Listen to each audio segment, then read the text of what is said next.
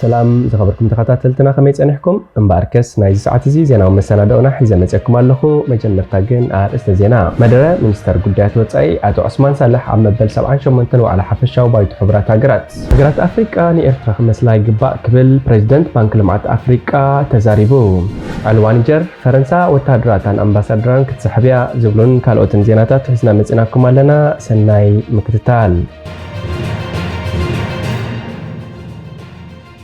مدرة منستر قدات وطعي أتو عثمان صالح عم مبل 78 وعلى حفشة وبايت حبرات هاقرات زخبركا بريزيدنت حفشة وبايت حبرات هاقرات زخبركم مرحت هاقرات المنجستاتن زخبركم وكلتي كبرانن فلما زخبركا بريزيدنت نايزو على حفشة وبايتو خينكا بالممراتكا يوهانا أبل كاتيلا نخبر بريزيدنت إساياس أفورك وكيلا نزس عمال أختخم حلالف كاللخو كبرات يسمعني زخبركنن ود حبرات هاقرات ب24 تقمتي شحنشي عتميتن 45 كابز مسرت 78 عمتات حليف الله أستات 45 عمتات كابو أمو ألزحو الكينات أستات 3 عمتات كا أبكنتو هكاناتات نأنكو قطرو على ما وسر عتفيو أبلغ زحو الكينات استخسر عدلات تزبتات ملبم خوين خقرم ناتا قبوه دحر من بتان حبرات سوفيت نبر أمريكا تمرحو تقبيب لفنتي ناب عندارنا قبل لحريات تدنادينو نخلو زي مئزازو دريتو تقاتات عالم قبيتون مبحث استخدتلو بوليستاتون تقباراتون زاسعبو عنوتن كساران كبيديو بفلاي دما أبتا أزيا استواسنة أفريقيا استخلف عدلاتن سعب عنوتن أزيو عبيو أورا أبز حلف 3 عمتات انكو قطرو عبلالان من قاس أبستهاكنا اللموال انت اللي زحجي نزباشا لخيدانات هيوت نمهابن نزبر عن حرياتات عبلالا استنفاس المسكو عن بأمريكان ملافنتان زيساور زلو قلولوات نعلمنا نابزغة مغزفتي يمرحلو بزمن تر أبني أفريقيا موسان زغل كلالو زلو تقاوموتات مقتلتا قالستات أنصار مجزأتي مرآيا قالستات أنصار زمنا وبارنت زمتان عبلالان يوم القاعدة داعش الشبابن أمثالهم شبرا ولدوتاتنون فترة نايزة عنداري أكايداتات يوم بعلاتهم عبل تزفتروهم بغتتان بتزاوارن زمولوهم مسمسات متتاواتن مسرسار كلولواتن مخانم دما كامانم استسور يكونن زخبركنن أب حدقتات ناي تحيلتات عبلالا علاماتاتهم نموقع زدفقوا للتقبارات حنفشفشن أقرقرن نوح زبالك زيز وسدكو هاجريون قدايو كاموخان سلازي سررتيو أبزي كانت روزدلي نتي أبشان جاعتميتن حمساتات نسلا جيوغرافيا وروحاتات نايزوم حالتات تباهيلو استقوعت زي جاس مسل هزب إرترا نناز نتايكم كنت استكزلخو انتاي لا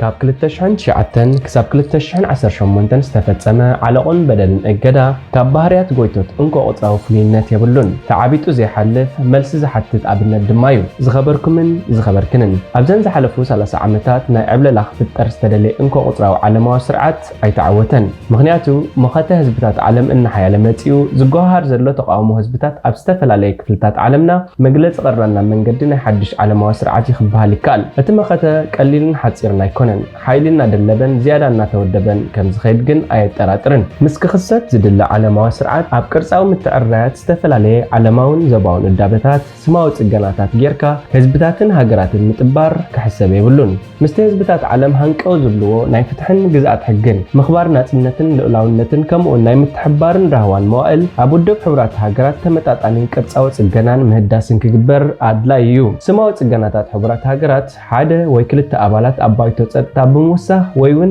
በጂኦግራፊያዊ ውክልና ዘይኮነስ አብለላን ዝምታን ሽበራ አወግዱ ርጋትን ሓባራዊ ረሃዋን ዘውሕስ ዓለማዊ ስርዓት ክውን ምግባር እዩ ባይቶ ጸጥታ በመሰረት ሃገራዊ ሕጊ ብዘይ አድልዎን በሚዛናውነትን ሓላፍነታቱን ንኸይተግብር አልሚስዎ ዘሎ መዋቅር ናይ ቀውፊ መሰልን ካልእ ትካላዊ ምምዝባልን ክምርመር ኣለዎ ምክንያቱ አባልነት ባይቶ ጸጥታ ጸቢብ ረብሓታት አምስሳይ ምዝውዕል ምስመትከላት ቻርተር ሕብራት ሃገራት ዝቃዶ ይኮነን መምዘን አባልነት አፖለቲካውን ቁጠባውን ጽልዋ ወይ አብዝ ህዝብ ጥራይ ክድረት አይግባን አባልነት አባይቶ ጸጥታ ንሰፍሐ ስእሊ አባላት ሕብራት ሃገራት ከንጸባረቅ ይግባ ካብዝ ብምብጋስ አብዛ ዓመት ዝን መጻእቲ ዓመታትን ሓፈሻው ባይቶታት ሕብራት ሃገራት መመኻኸር መድረኽ ህዝብታት ናብ ሓድሽ ዓለማዊ ስርዓት ክኸውን ንጽውዕ የቀነለይ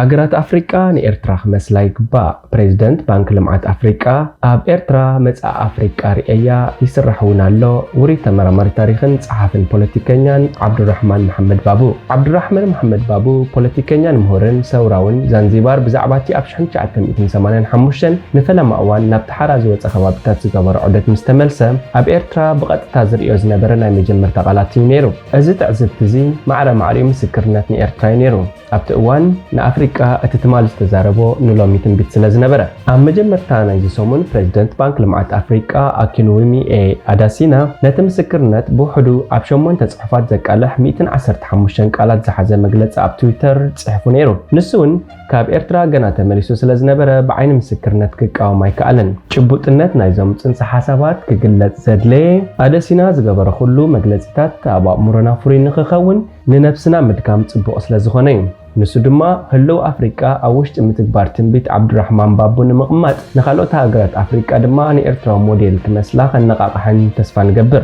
ኤርትራውያን ናይ ምምዕባል ኒሕ ኣለዎም። ፈለማ ህዝቢ ኤርትራ ንምምዕባል ኒሕ ከም ዘለዎ ኣዳሲና ኣስተብሂሉ። እዚ ድማ ኣብቲ ኣብኡ ዝጸንሐሉ ሓፂር እዋን ንማሕበር ቁጠባዊ ኩነታት ሃገሮም ንምምሕያሽ ዝነበሮም ቆራጽነትን ኒሕን ካብ ዝተዓዘበ ምዃኑ ዘጠራጥር ኣይኮነን። እዚ ትዕዝብቲ እዚ ነቲ ኣቐዲሙ ንፕሮግራም ሃገራዊ ኣገልግሎት ኤርትራ ግዱድ ዕስክርና ዝብል ስያሜ ዝሃቦ ጉጉያ ተሓሳስባ ይብትኖ።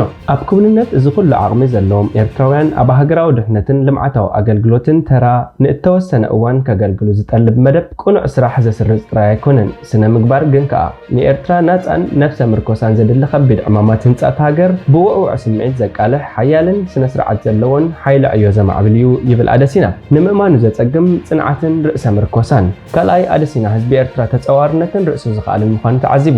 እዚ እውን ዋላ እኳ ብጸላእቲ ሃገር ንኤርትራ ንምጻልን ቁጠባዊ ማሕበራውን ፖለቲካውን ህይወታ ንምሕናቕ ፈተነታትን ተገበሩ ኣብ ክንድኡ ግን ህዝቢ ኤርትራ ካብ ምዃኑ ዝብገስ እዩ። ብጻዕሮምን ንዝረኸብዎ ካብ ምሃብ ኣብ ገዛእ ርእሶም ጥራይ ተጸጊዖም ንብድሆታቶም መሃዝ ፍታሕ ብምርካብ ተላሚዶም በዚዮም ከዓ ዓውታት ዝኾኑ ኤርትራውያን። እዚ ናይ ጽንዓትን ርእሰ ምርኮሳን መንፈስ እዚ ነቲ ኣብ እዋን ሓርነታዊ ኪናት ዘይከም ኣዳሲና ናብ ኤርትራ ዝበጽሐ ንባቡ ዘነቓቕሖ ክኸውን ዝኽእል ባህሪ ዘዘኻኽር እዩ። ኣብቲ እዋንቲ ብዘይ ድጋፍ ወይ ሓገዝ ግዳማዊ ሓይልታት ኣብ ናይ ገዛእ ርእሱ ጸጋታትን ብልሓትን ተጸጊዑ ንነፍሱ ንምቕጻልን ኣብ መወዳእታ ድማ ሓራ ዘውፅእን ኣብ ብሕታዊ ቃልሲ ሓርነት ዝተዋፈረ ህዝቢ ይጋጢሞ። ሎሚ እውን ካብ ዝተፈለየ ኣይኮነን። እቲ ሃገር ንቁጠባዊ ምዕባለ ውሕስነት መግቢ ህንፀት ሃገር ናይ ገዛእ ርእሳ ስትራቴጂታት ኣማዕቢላ ኣብ ኤርትራ ብልሽውና 0% እዩ። ሳልሳይ ኣዳሲና ኣብ ኤርትራ ብልሽውና ኣብ 0% ከም ዘሎ ምስ ፈለጠ እቲ ዘገርም ምግርራም ገሊጹ። ገሊኦም ነዚ ኣባህላ እዚ ኣብ መጀመርታ ክጠራጠሩ ከለው ከምዚ ዓይነት ትዕዝብቲ ግን ነቶም ኣብ ኤርትራ ዝሰርሑ ሓድሽ ከም ዘይኮነ ምፍላጥ የድሊ። ዋላ እውን ፈጻም ኣቦ ወንበር ዳና ከሊ ዝተባህለ ኣውስትራልያዊ ኩባንያ ዓደና ቅድሚ ሕጂ ብዛዕባ ኤርትራ እቲ ስርዓት ግሉጽ እዩ ብልሽውና ድማ 0 ብምባል ተናዚዙ ነይሩ። ንዝኾነ ጥርጣረ ንምፍታሕ ወሲኹም ገሊኦም ሰባት ከምኡ ዘይልሙድ ኮይኑ ክረኽብዎ ከም ዝኽእሉ ፈልጥ እየ። እንተኾነ ግን ሓደ ካብቶም መንፈስካ ዝሐድሱ ዘይልሙዳት ነገራት እዩ። ብዝኾነ ኤርትራ ሳላ ተሪር ስጉምትታት ጸረ ብልሽውና ድልዱል ትካላዊ ቅርጽታት ኣድማዕም ሓወር ምሕደራ ፍሉይ ጽሩይን ካብ ብልሽውና ነፃን ሃዋሃው ትሕሉም ሃብቲ ህዝቢ ብፍትሓዊ መንገዲ ምደብን ይማቃራሕን ህዝባዊ ኣገልግሎት ብዘይ ኣድልዎ ይቐርብ። እቲ ሃገር ድማ ናይ ወፃኢ ወፍርን ሴሜትሪካዊ ልምዓታዊ ሽርክነትን ሰሓቢት መዕረፊት ሃገር እያ። ዓቕሚ መድሃኒት ንኹሉ ደረጃታት ውድብ ጥዕና ዓለም ዘማልአ እዩ። ራብዓይ ኣዳሲና ዓቕሚ መድሃኒት ኤርትራ ንኹሉ ደረጃታት ውድብ ጥዕና ዓለም WHO ዘማልአ ምዃኑ ንሓደ ላዕለዋይ በዓል ስልጣን ሕቡራት ሃገራት ብምጥቃስ ኣቃሊዑ።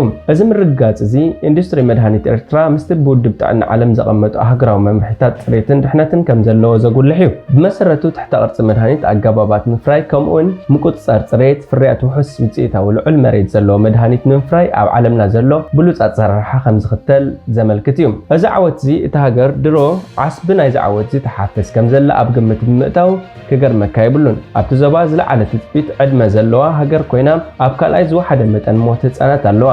ብተግባር እምበር ኤርትራ ኣብ ውሽጢ ሃገር ጥራይ ዘይኮነስ ኣብ ሃገራዊ መድረክ እውን ክእመን ብዝኽእል መንገዲ መድሃኒታት ናይ ምፍራይ ዓቕሚ ኣለዋ። እዚኦም መድሃኒት እዚኦም ናብ ወፃኢ ክለኣኹ ዝኽእሉ እዮም። ኣብ ዓለማዊ መደባት ክንክን ጥዕና ሽርክነት ምትሕብባርን ንኽካተቱ ድማ ብቑዓት እዮም።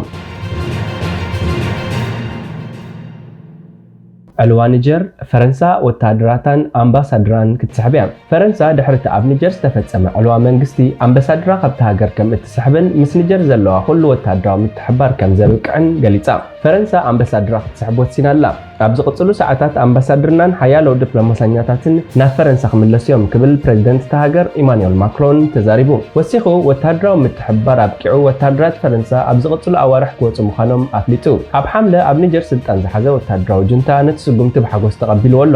እቲ ወታደራዊ ሓይሊ ትማል ሰንበት ናብ ልዕላውነት ኒጀር ዝወስድ ሓድሽ ሽጉምቲ ንፅምብል ኣለና ምባሉ AFP ጸብጺቡ።